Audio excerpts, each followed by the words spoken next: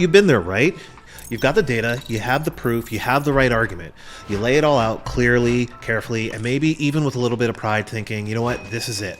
This is going to convince them.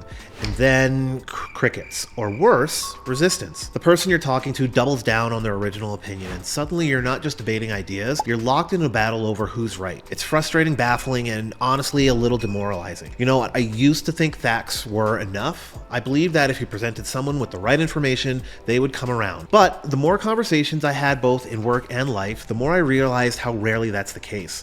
It turns out people don't change their minds because of facts. They change their minds because of trust, connection, and the stories we tell ourselves about who we are. The science of stubbornness. Let's talk about why people cling to beliefs so tightly, even when the facts are stacked against them. It's not because they're irrational or incapable of understanding the truth. In fact, it's actually the opposite. You know, people hold on to their beliefs because those beliefs are deeply tied to their identity, and letting go of them is also like losing a piece of who they are. Our brains are wired to protect us, and part of that protection comes from creating consistency in our worldview. When we encounter information that challenges our existing beliefs, our minds don't just evaluate the new facts objectively.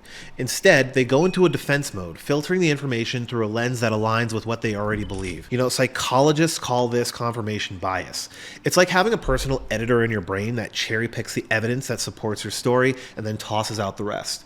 Again, think about it. If you spent years believing something, whether it's about politics or your career or even how you approach relationships, that belief isn't just an idea, it's a foundation. It shapes how we see the world, how we make our decisions, and how we even see ourselves. Admitting that belief might be wrong doesn't feel like a simple shift in thinking, it feels like an earthquake. I've experienced this firsthand. When I started freelancing, I was convinced that success was all about working harder. If I just put in the more hours and took on more clients and pushed through all the exhaustion, everything would fall into place. That belief wasn't just a strategy, it was actually a part of my identity. I was the hardworking person who could make it happen. But the reality, that belief was breaking me. I was burned out, overwhelmed, and constantly chasing payments from clients who didn't value my time. Still, I clung to the narrative because admitting it was flawed felt like admitting I was flawed. It wasn't until I hit the breaking point that I could let go of that belief and start building something healthier. You know, this is why stubbornness often isn't about logic, it's about self-preservation. When we argue with someone who seems unwilling to change their mind, it's not just their opinions we're challenging, it's their identity.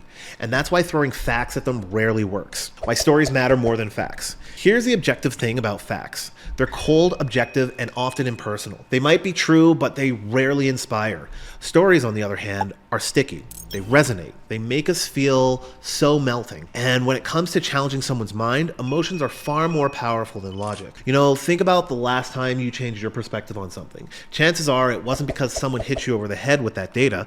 It was because you heard a story that made you see the world differently. Stories connect us. They help us imagine what it's like to walk in someone else's shoes, to experience life from a new perspective. You know, when someone holds on to a belief, it's rarely just about the facts. It's about the story they've built around these facts.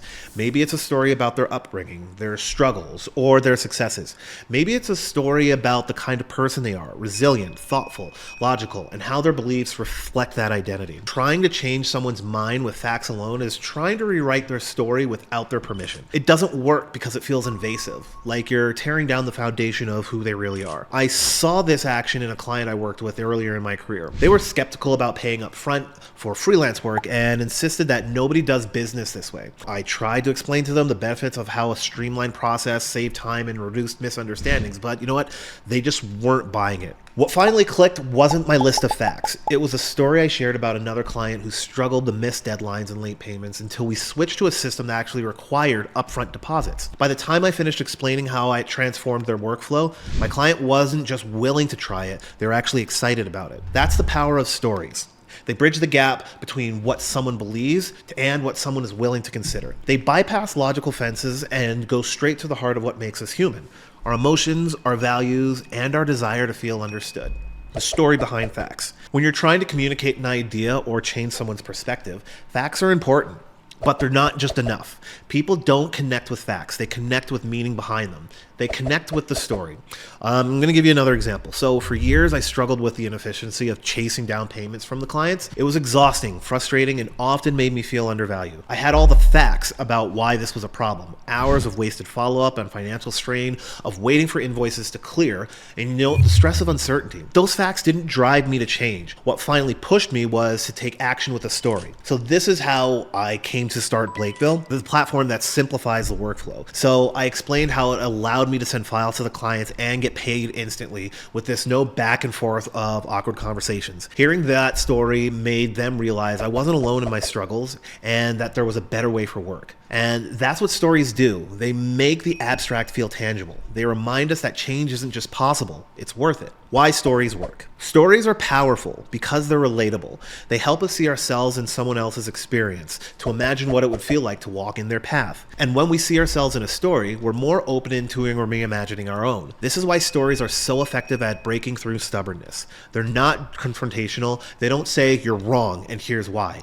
Instead, they say, here's my experience. Does any of this resonate with you? You know, when I think about moments that have changed my mind, they almost always been tied to stories. Whether it was a personal anecdote, a compelling narrative, or even a fictional example, the stories actually helped me see the world differently. And that shift didn't feel like losing something. It felt like gaining a new perspective. If you want to change someone's mind, you don't just start with facts. You start with a story.